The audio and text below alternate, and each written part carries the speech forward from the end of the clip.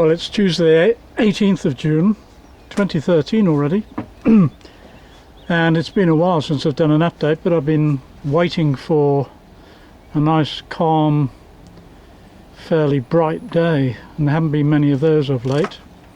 I'm now working full time until the end of August on Mingming 2. As you can see, there's been quite a bit of progress since my last report.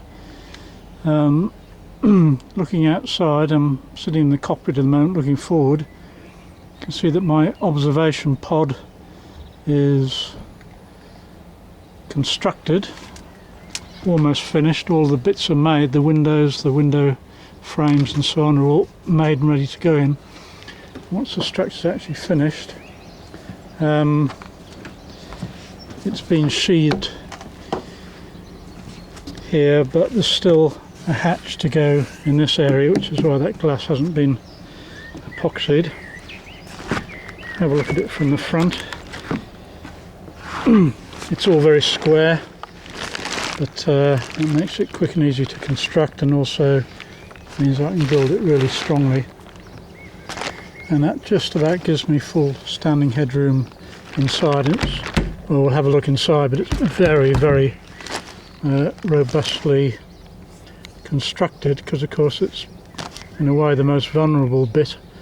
If we got a breaking wave on the beam. You can also see here that we've now got a new big bridge deck, huge bridge deck, which reduces the size of the cockpit. The cockpit will have the stowage for the series drogue in it, but there will also be room for somebody to sit on each side of cockpit seats as well, which would be a bit of a luxury. Probably a redundant luxury, but nice to know it's there. And here, if I go back a bit, where that big oblong hole is, there'll be another hatch here, a Lumar Ocean hatch, which will lift up against here. And I haven't actually quite decided which is going to be what I call the working hatch. In other words, the hatch where I handle the sails and the self-steering and so on and so forth. Originally it was going to be this hatch here in the original conception, rather like Mingming 1, but actually this is turning out to be rather a nice position as well. So I'll wait till I've actually got that hatch in and then have a bit of a think about that. Because if I step now, here I'm now in a standing position in the aftermost hatch here, and I'm rather well placed. The top of the cabin here is just about mid chest height, so I've got good visibility. I'm well placed for hauling halyards and parrels and so on, but I've also got some built-in shelter there as well. And it'd be a much easier job actually to make a spray hood for this hatch than to do one here, as per Mingming 1. It's going to bring even more height here, and I'd perhaps rather keep it down a bit. Anyway, that's all for the future. But if we now go below, so now I'm standing on the cabin sole, and I've got full headroom here, just, and very good visibility all the way around. As per Mingming 1, there'll be a Lumar opening port light here. The rest of these windows will be permanent polycarbonate sealed windows. As you can see, the construction is very, very substantial. It's all made with scrap timber actually, and recycled timber of one sort or another, bits and pieces, but it is very strong. It's not going to go anywhere, which is very important, but it's a rather nice little observation place. I can stand up, full headroom, and enjoy a panoramic view of the ocean. And coming down below, a lot of progress since the last report, because the boat is finished internally to the aft end of the cabin now. And I've got a port hand bunk here. I have a chart table here which folds up with single burner Origo stove, my favourite kind of stove.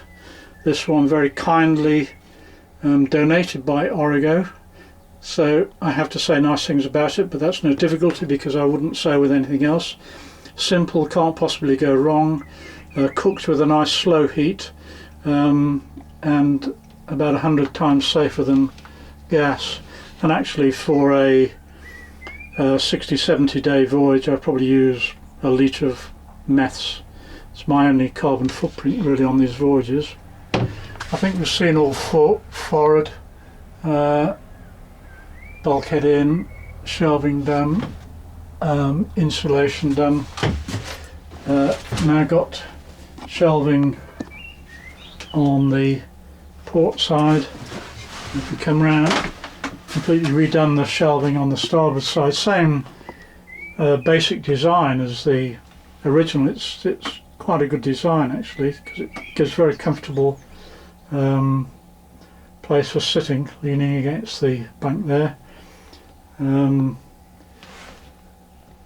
Redone all the bunk here. Then of course, in order to create this, actually it's the third hatch, because I've got a little fore hatch up there. I'm going to have one hatch, observation hatch at the top of the dog house, and then the third hatch, which will be going in here, will sit in this area.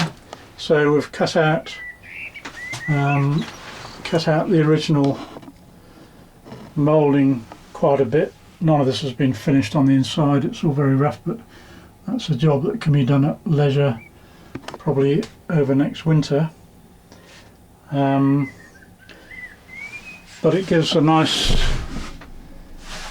light, airy hull. Two full-size berths, in fact more than full-size, on the port side, and down below it's what remains to be finished probably over the winter, the bows of the boat, where actually most of the stowage is going to go, and I haven't worked out what I'll be doing there yet, but there's a lot of space there in order to sort out for sorting out stowage, and same back on the starboard side there, where I've put the bridge deck, would actually give me quite a nice deep locker on the starboard side and on the port side as well, probably about a foot deep, some very useful stowage in there. And there'll be, well, I haven't worked out the sort of stair system, if you like, companionway ladder. There'll probably just simply be a plank across between these two bunks to give one step, and then coming up to what was the base of the cockpit there. Again, you can see this Achilles very, very well constructed. The cockpit base, it's composite with balsa sandwich, still in perfectly good nick after 40 or so years. So about 2/3 of the interior is finished and also insulated, both below the bunks, so that's all carpeted under there, carpeted under there. That's carpet above foam, 1-inch foam with carpet on top. All of the other parts of the hull are all done as well. And so it's just this after bit which I'll be sorting out over the winter and over the spring. So if we sort of sit right under the third hatch, I don't know whether it really shows on this video, but compared with Mingming 1 it's bloody palatial actually. It's absolutely huge, much more space really than a man has a right to take up on this rather cramped world. But the main thing is I've got I'll always have a lee side bunk whatever tack we're sailing on, and I think the other thing is that whereas on Mingming 1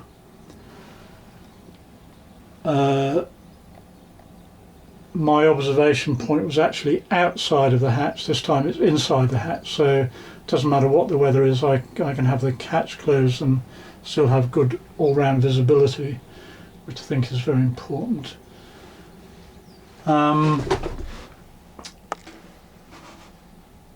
That's the inside. I don't know whether I showed those last time, the insides of the new portholes.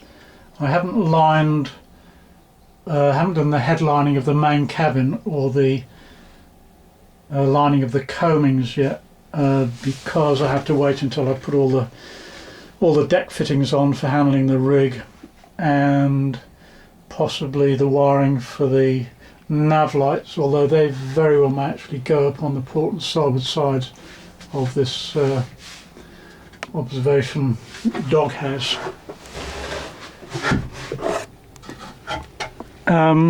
So we're working aft this morning. This was this bridge deck has all been sheathed in biaxial cloth. Job's still got to be finished, and then we continue working aft. The cockpit lockers, I don't like cockpit lockers, they'll always leak, particularly if the cockpit gets full of water, so they'll all be sealed up as well.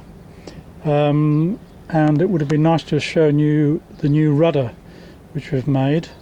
Very, very strong rudder with a solid stainless steel bar for a stock instead of stainless tube, but that's in my workshop at home. But that should be going on next month. So if I come and stand as far back as I can in the cockpit, we can get an idea of how it's going. It is interesting because the boat is only 3 feet longer than Mingming 1, but it really does seem absolutely huge by comparison. And it's still a very fine lined boat. But it's quite a contrast actually, and I'm getting rather excited about it because we might even have it sailing within the next 2 to 3 months. It won't be totally finished, particularly inside, but if I can get it in the water end of August, beginning of September, that will be fantastic. And yeah, it's been a lot of work, but we're starting to get there.